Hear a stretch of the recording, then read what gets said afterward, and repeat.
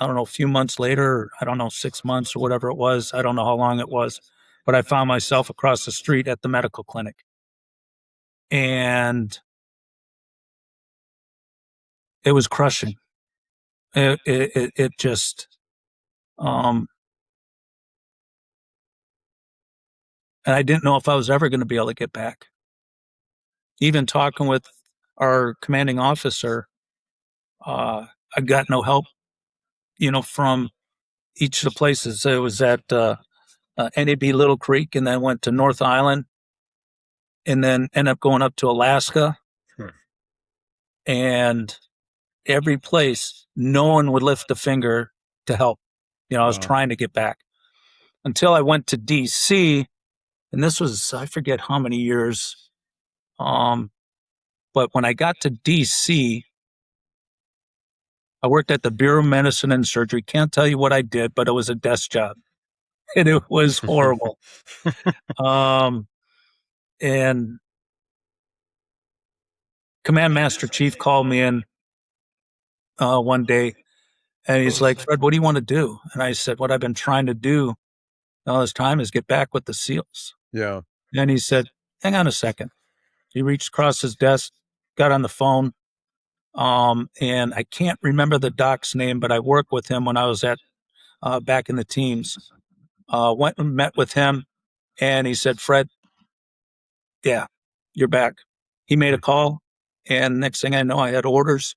Had to go back through a condensed version of BUDS, like diphase, and then a Yeah. little bit of land nav, Interesting. and then right to 18 Delta.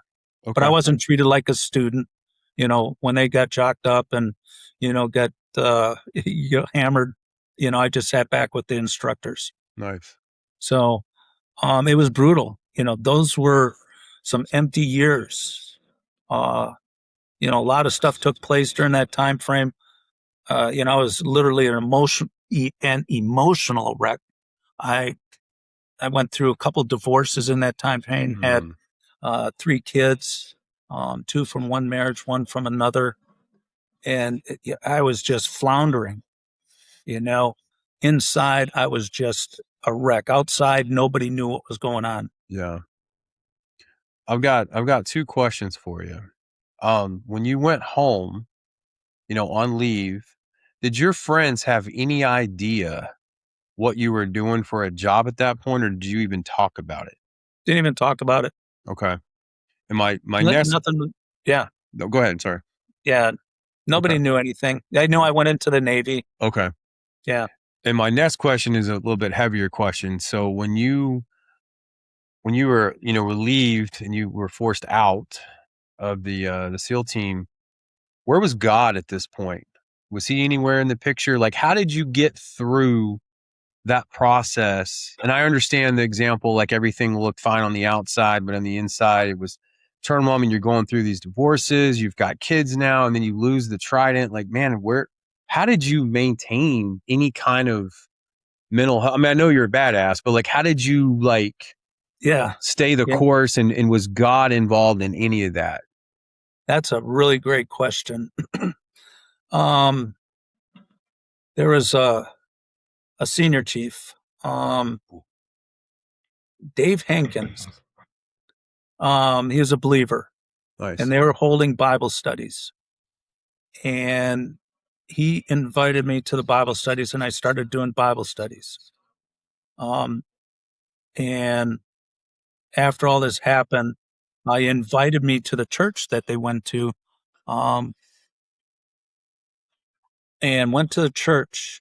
And it was literally the first time I heard the Bible being taught. And I'm like, oh my goodness, this is what I've been missing.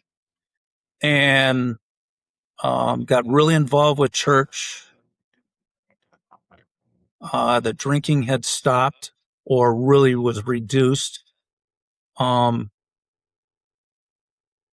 was baptized. Nice. I had memorized Romans chapter 6 and quoted that chapter for my baptism. And the only part that I can remember from that right now is, what shall we say then? Shall we continue in sin?